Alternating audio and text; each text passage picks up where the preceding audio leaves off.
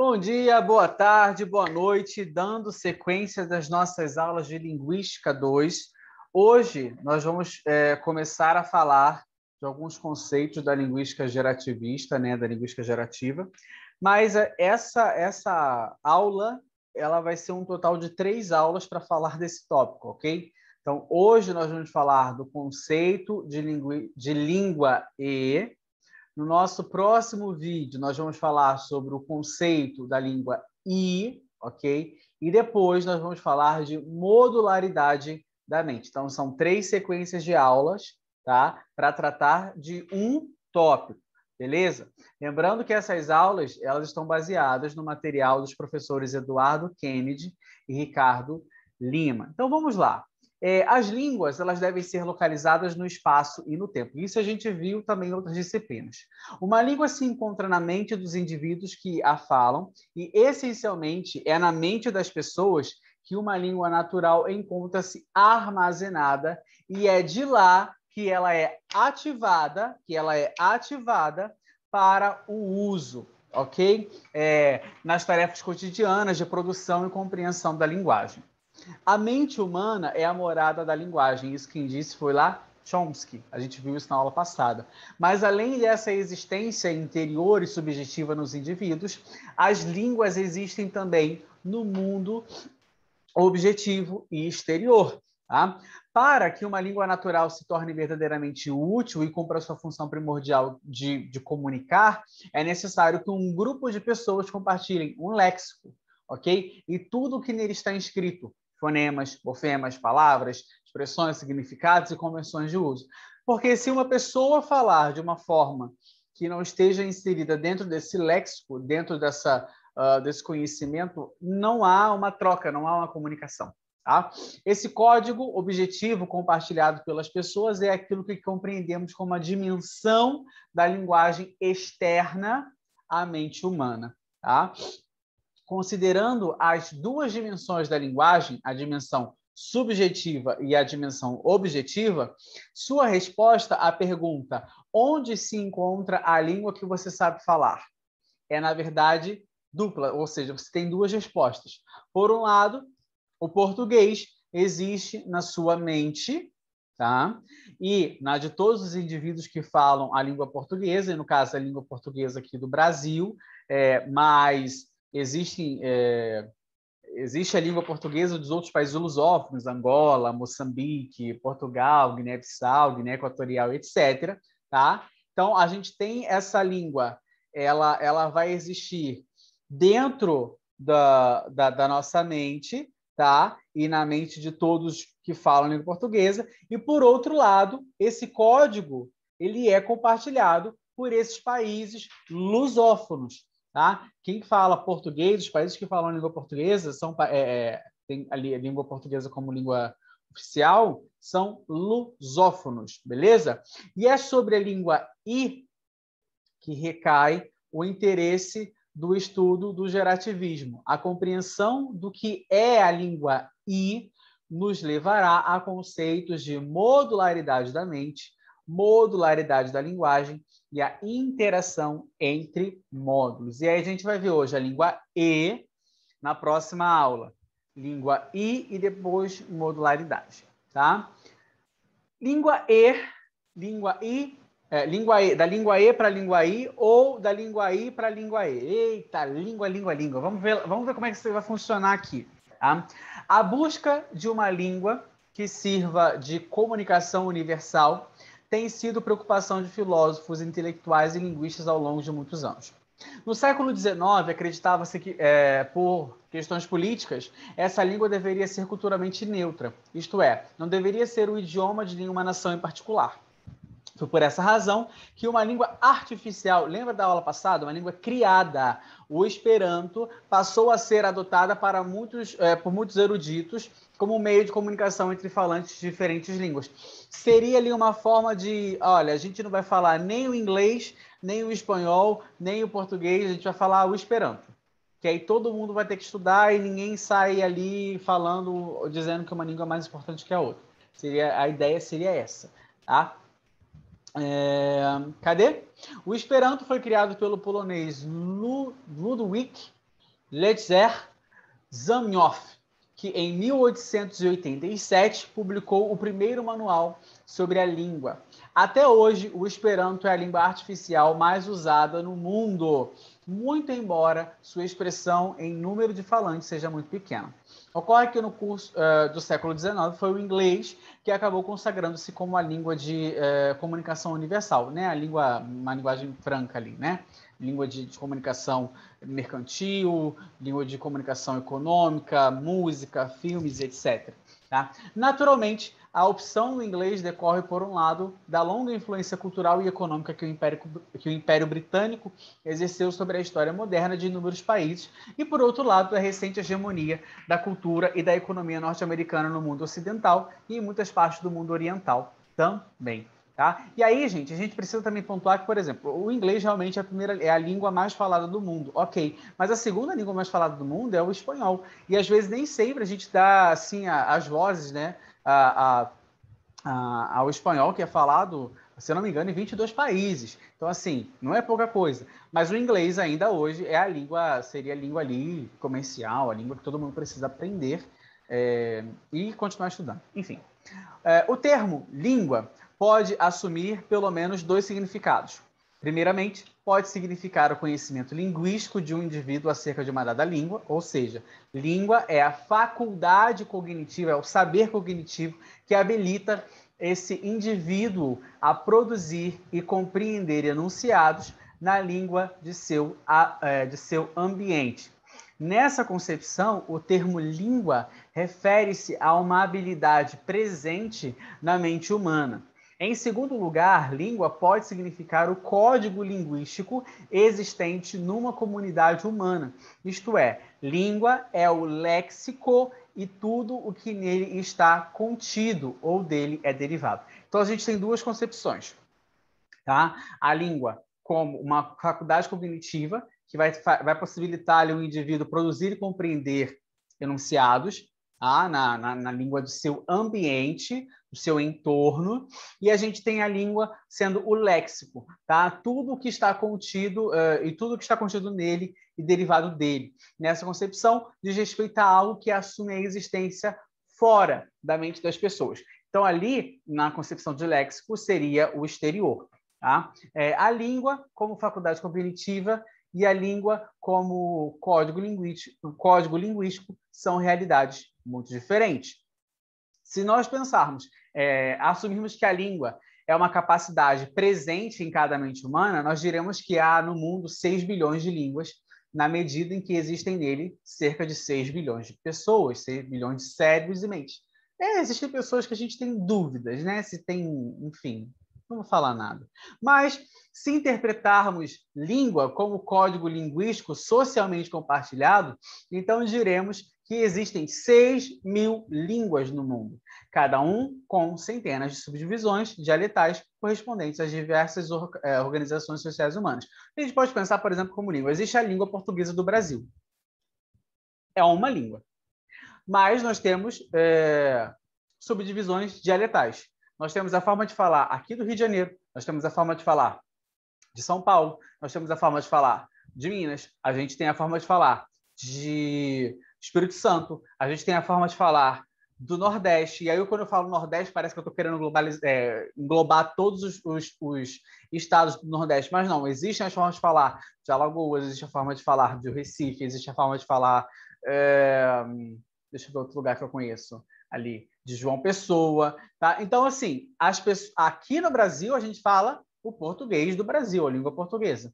Mas nós temos ali os nossos regionalismos. Então, a gente tem X pessoas, X estados que falam de uma maneira subdivisões dialetais correspondentes ali, diferentes ali à sua organização social. A gente pode pensar, inclusive, o dialeto que a gente trata, por exemplo, pessoas que moram em certos lugares do Rio de Janeiro falam palavras de forma, maneira, inclusive a entonação, o timbre, o jeito de falar é diferente da pessoa que mora, por exemplo, que a gente fala Zona Sul, pessoa que mora no centro do Rio, pessoa que mora na Baixada Fluminense, tem um jeito de falar diferente.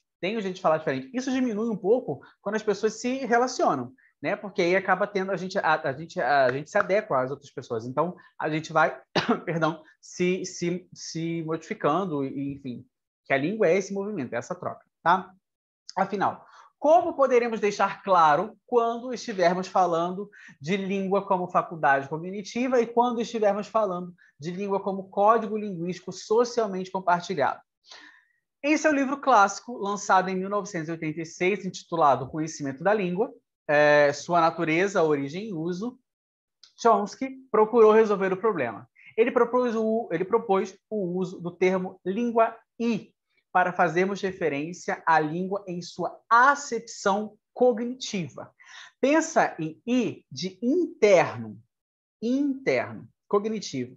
E para nos referirmos à língua como um fenômeno sociocultural, um fenômeno externo, Chomsky propôs o termo língua E de externo. Tá? Ao usarmos os conceitos propostos por Chomsky, podemos distinguir com clareza a dimensão subjetiva, tá, das línguas e a sua dimensão objetiva, evitando assim as confusões que o termo genérico de língua pode provocar. A dimensão mental subjetiva do fenômeno da linguagem, chamado de que também chamamos de cognitiva ou psicológica, é sintetizada no conceito de língua I, interna, individual, intencional. Então, quando eu falar dimensão mental, dimensão subjetiva, dimensão cognitiva, psicológica, interna, individual, intencional, língua I, interna. Tá? Porém, quando eu falar dimensão sociocultural, objetiva, externa,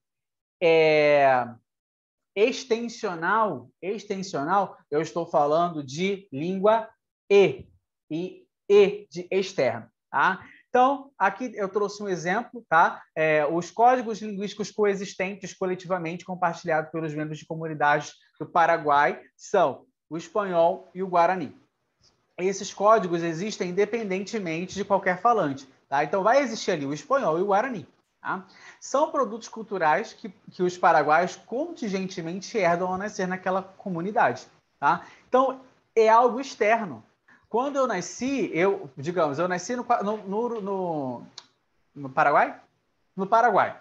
E aí eu tenho contato tanto com o espanhol quanto com o guarani. Eu tenho contato com os dois. É algo externo. Eu estou recebendo isso de fora. Tá? Já a dimensão subjetiva dessas línguas está no fato de que, uma vez adquiridas por uma pessoa, elas passam a fazer parte da mente de um indivíduo. Então, quando eu sou criança, eu estou recebendo aquilo ali. Tá? E aí, na minha mente, aqui, ó, cognitivo, interno, subjetivo, eu tenho o paraguai, olha, eu tenho o espanhol e eu tenho o guarani. Tá? Então, um outro exemplo. Há uma configuração específica na mente de um falante que o torna capaz de usar, então, o espanhol ou o guarani. Tá? É uma configuração que nos referimos com a expressão dimensão subjetiva. Torna-se fácil, portanto, entender que o espanhol e o guarani são línguas línguas externas que a gente adquire. O português é uma língua externa nossa, tá? Da sociedade ali, tá? E são também as línguas I presentes na mente dos falantes. Ué, mas uma língua E pode ser língua I? Pode. Por exemplo, o português é a minha língua E e a minha língua I. Aqui, o português é a minha língua E e a minha língua I. Eu cresci ouvindo português, eu absorvi o português está aqui. Quando eu quero falar alguma coisa, eu vou utilizar o que está aqui, interno. Tá? Interno. Quando eu estou falando sozinho, mentalmente, eu estou usando, às vezes, o português. Tá? Então, aqui, ó, língua I, interna. Beleza? Bom, o que é uma língua E, então? É a língua externa, né, que a gente vai utilizar. A noção de língua E corresponde ao que comumente se interpreta como língua ou idioma do senso comum, por pessoas que não frequentam cursos especializados em linguística. Tá? Por exemplo, o português é a língua E no sentido de que é esse fenômeno sociocultural, histórico e político que compreende um código linguístico, a língua portuguesa. Tá? Então, o fenômeno sociocultural, histórico, fenômeno político, sociopolítico, que vai transformar a língua E. Uma língua E é um fenômeno sociocultural que é compartilhado pelos indivíduos que integram uma mesma sociedade com suas diversas nuances, e dessa forma compartilham uma cultura. Lembrando que cultura tem a ver também com identidade, tá? Você se identifica naquela linguagem ali, naquele grupo, naquela cultura, tá? A distinção numérica não é relevante para o conceito de língua E. A gente pode pensar aqui nesse exemplo nos Anambé. É uma sociedade indígena brasileira que vive na região central do Pará. Tá? Essa sociedade é composta por mais de 100 indivíduos, tá? Que compartilham a língua Anambé, que é a sua língua E. Para quem não sabe, existem mais de 150 línguas indígenas ainda aqui no Brasil. Tá? A língua indígena não está morta, tá? Para quem não sabe. Trata-se de uma pequena quantidade de falantes. Agora, pense nas complexas noções multicontinentais modernas que abrigam um gigantesco número de pessoas. A língua inglesa, por exemplo, é hoje falada por mais de 500 milhões de indivíduos que nasceram numa sociedade anglófona, como as existentes na Inglaterra, nos Estados Unidos, na Austrália, na África do Sul, etc. O inglês é também usado por cerca de 1 bilhão de falantes não nativos, isto é, pessoas que aprenderam a língua na condição de falantes estrangeiros. Esse enorme contingente de falantes que se espalham por todos os continentes faz do inglês uma das línguas E mais faladas do mundo. A despeito dessas diferenças, apesar dessas diferenças numéricas e de prestígio internacional, o Anambé e o inglês são línguas E. O Anambé tem 100 pessoas falando. O inglês tem ali quase 2 bilhões de pessoas falando. Não interessa. As duas são língua E, línguas externas, línguas ali adquiridas ali, ok? Uma língua E é um fenômeno histórico, tá? A gente viu que aqui seria um fenômeno sociocultural, a gente viu por que é um fenômeno sociocultural, tá? Um fenômeno sociocultural, porque ela é compartilhada pelos indivíduos. Então, se eu me mudo do Brasil e vou morar na Argentina, então lá eu vou começar a falar só em espanhol. Ali vai ser a minha língua E, enquanto eu estiver vivendo ali. No dia que eu sair da Argentina e eu for morar no Canadá, digamos que eu moro em Montreal, e ali eu vou falar francês. Então, ali passa a ser a minha língua E, o francês. Se eu me mudar dali e for para, sei lá, ou outro lugar, para os Estados Unidos, me mudei para os Estados Unidos agora a minha língua E pode ser o inglês. Por que pode ser o inglês? Porque existem comunidades, muitas comunidades de hispano-falantes nos Estados Unidos. E aí eu teria ali o que eles chamam de Span English, que é a mistura do espanhol com o inglês. Então, eu posso ter ali, de novo, esse fato, esse fenômeno sociocultural. Tá? Então, agora vamos falar do fenômeno histórico. Por que a língua é um fenômeno histórico? Porque sempre se constitui ao longo do tempo, nas contingências da história da humanidade, em suas diversas populações ao redor do planeta. Por exemplo, aqui no Brasil, a nossa língua E é o português. Tá? Não só o português, gente. Deixa eu corrigir isso aqui. A língua oficial do Brasil é o português, tá? Mas a gente tem no Brasil diversas outras línguas, como as línguas indígenas e como as línguas, por exemplo, das comunidades orientais, de outras comunidades. Mas a gente vai falar aqui do português do Brasil, tá? Então a gente vai falar aqui que a língua E nossa é o português, tá? E aí a gente nasceu no Brasil, dentro de uma comunidade que cultivou essa língua ao longo dos séculos da história do Brasil. Na verdade, o código linguístico que herdamos possui uma origem muito mais remota do que a nossa comunidade. Os fonemas, os morfemas, as palavras, os significados e os usos do português no Brasil remontam não somente aos séculos passados da história da colonização brasileira, né? A gente não está falando aqui ali da época do descobrimento. A gente não está falando disso. A gente está falando da origem de séculos, de milênios da história sociocultural de Portugal e muito antes de Portugal ser Portugal. A gente está falando ainda lá do Império Romano, que aí a gente está falando do latim, tá? Que para quem ainda não sabe, quer dizer, quem já assistiu outras aulas minhas já sabe que eu sou apaixonado nessa disciplina. Então, o português ele tem origem no latim, e no latim vulgar. Tá? Se quisermos ir ainda mais fundo, poderíamos dizer que a história da língua E se inicia antes mesmo da constituição do Império Romano, com as línguas pré-românicas. Tá? A gente poderia falar aí também do indo-europeu, enfim. Então, isso é um fenômeno histórico. Isso é um fenômeno histórico. E aí, quando a gente fala da língua E sendo um fenômeno histórico, a gente pode voltar das nossas aulas quando fala da dicotomia de Saussure de sincronismo e diacronismo. Mas eu não vou entrar nesse ponto agora. Tá? Por se tratar de um fenômeno sociocultural e histórico, uma língua E é, por isso mesmo, um fato político. E isso é legal. Com efeito, as sociedades desenvolvem-se historicamente por meio de ações políticas e muitas delas voltam-se para a linguagem. Por exemplo, a Constituição Federal do Brasil, a Constituição de 1988, afirma em seu artigo 13 que a língua oficial de nossa nação é o português.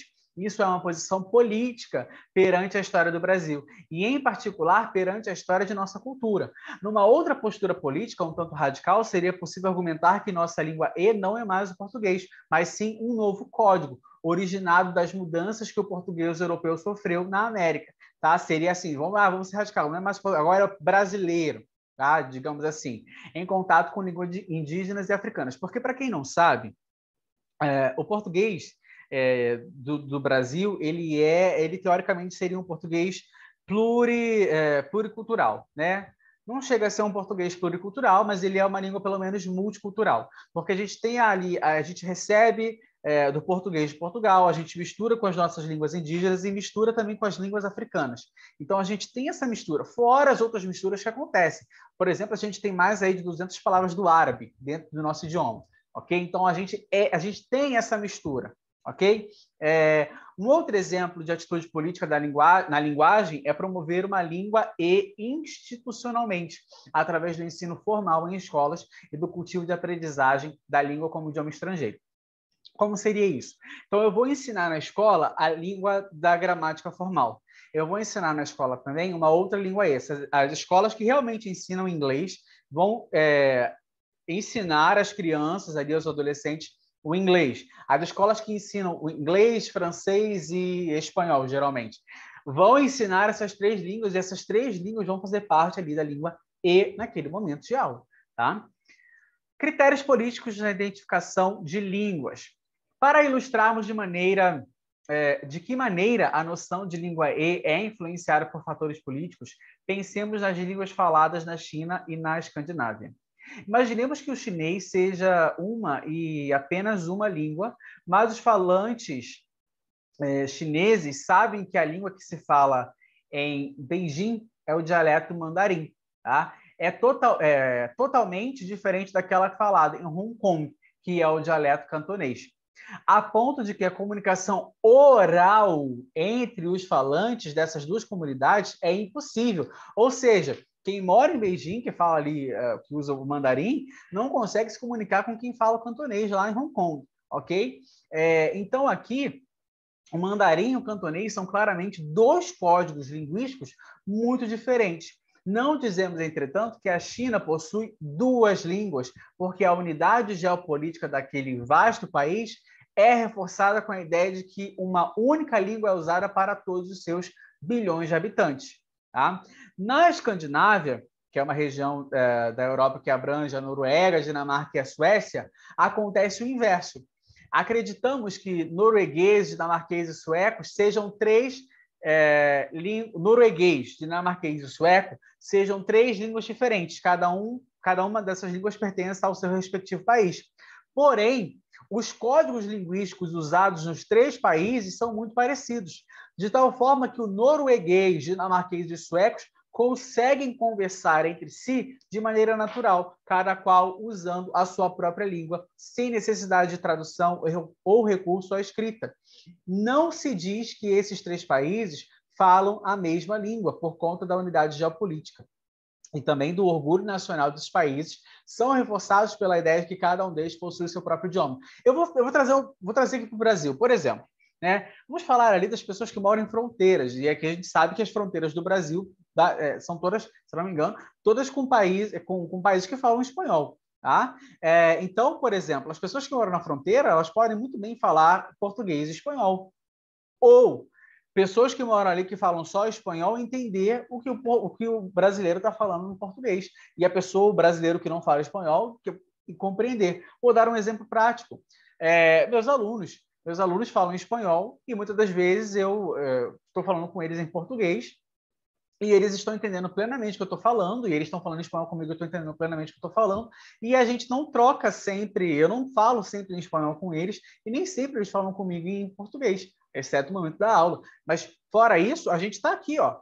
Está aqui, cada um dentro do seu código linguístico, e está tudo bem, está tudo ok, tá? Ao usarmos critérios políticos, será sempre muito difícil identificar quando uma língua termina e a outra começa. O linguista Max Weber ironizou a imprecisão do conceito político e sociocultural da língua com a seguinte definição: uma língua é um dialeto que possui exército e marinha. E aí ele está falando justamente dessa questão política, dessa questão territorial. Vamos pensar assim, territorial. Tá?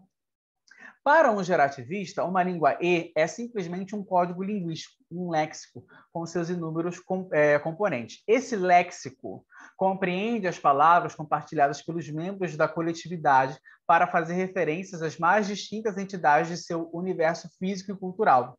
Compreende, da mesma forma, especificações quanto aos sons usados na comunidade de fala, ou seja, os fones e fonemas, tá? Especificações quanto às categorias morfossintáticas consideradas relevantes para a língua, tais como, dentre outras classes de palavras, gêneros gramaticais, tempos, modos, aspectos e pessoas verbais.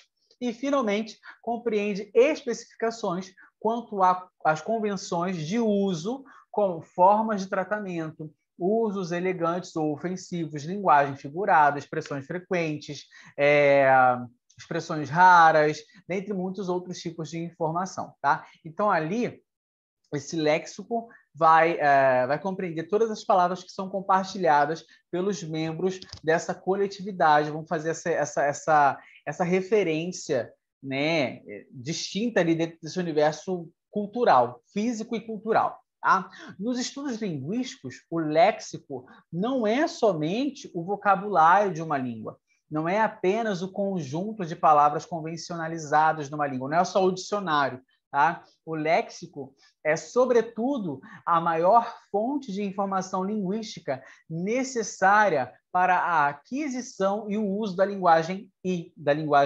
interna.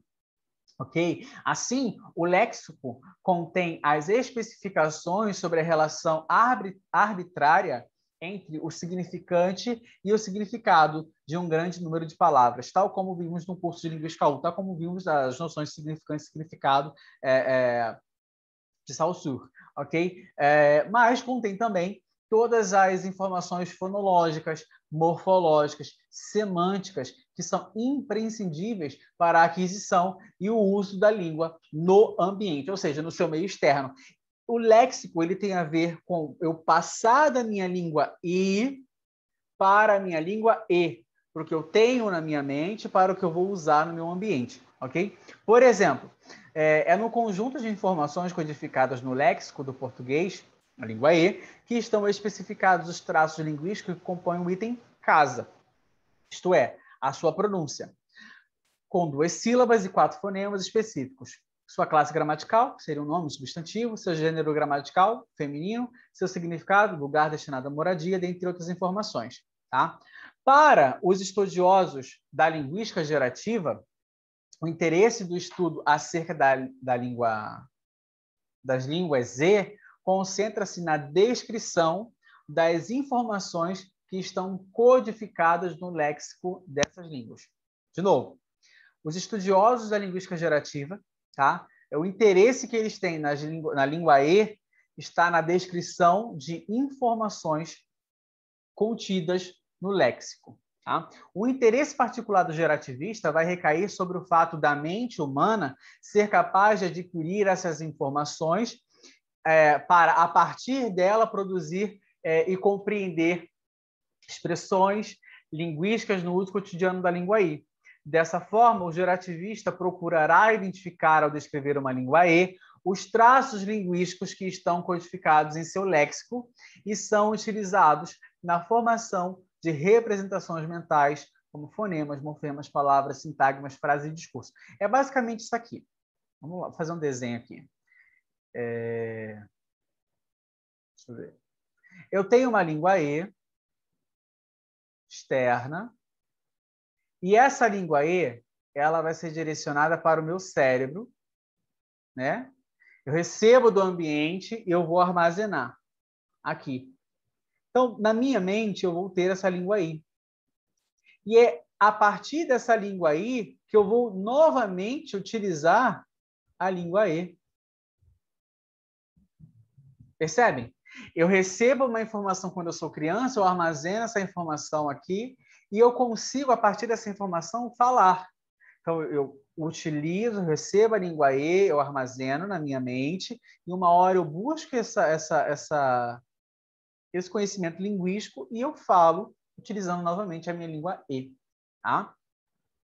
Uma língua é a instituição pela qual os humanos se comunicam e interagem uns com os outros, por meio de símbolos arbitrários orais, auditivos, habitualmente utilizados. A expressão símbolos arbitrários orais auditivos é sinomática, referindo-se à noção de léxico, código linguístico compartilhado pela coletividade, por meio do qual as pessoas se comunicam e interagem uns com os outros. O léxico é, de fato, composto por símbolos arbitrários, isto é, por signos formados pela associação convencional entre um dado significante e um certo significado. A caracterização de uma língua como uma instituição composta por símbolos arbitrários é tudo aquilo que se define como língua E. E aí a gente precisa lembrar do que seriam símbolos arbitrários. Tem uma videoaula que fala sobre isso lá em Linguística 1, tá? Então, eu acho interessante voltar nesse conceito aqui agora, não dá tempo. Qualquer coisa, posso deixar o card passando aqui para vocês buscarem esse conceito, ok? Bom, ao optar por esse tipo de abordagem externa à mente, ou seja, externamente ao ambiente, né, a língua E, os linguistas investigarão fenômenos como, por exemplo, a dinâmica das relações entre, de um lado, o código linguístico e, de outro, a história, a ideologia, a estratificação sociocultural, a arte, a educação. Por que uma pessoa que tem um certo conhecimento, que estudou mais, que teve mais... eu não vou usar a palavra privilégio, eu vou usar a palavra mais oportunidade, de estudar outras línguas, etc., por que ela fala de uma maneira diferente de uma pessoa que não teve? Então, isso aqui, a gente está estudando justamente isso. Tá? Podem estudar também questões relacionadas ao ensino formal do código e dos usos da linguagem considerados prestigiados, ou ainda podem concentrar-se nos produtos da atividade linguística, como os textos. Tá? Conforme se vê, estudos sobre a língua E dedicam-se a propriedades socioculturais e históricas relacionadas à linguagem ou dela derivadas. Tais propriedades podem, a princípio, ser analisadas de forma independente, de sabermos o que se passa no interior da mente das pessoas, e por isso as consideramos externas aos indivíduos. Por isso, língua E de externa. Tá? A língua E é o principal meio de interação sociocultural entre os indivíduos.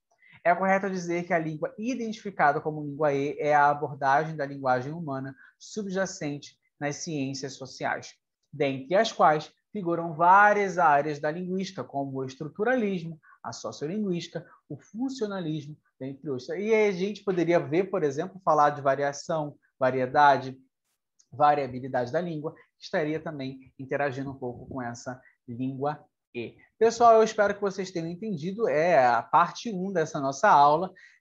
A gente se vê aí na parte 2, quando a gente vai falar de língua I. A gente se vê já já. Beijo, fique com Deus, curta, compartilha e se inscreve no canal. Tchau.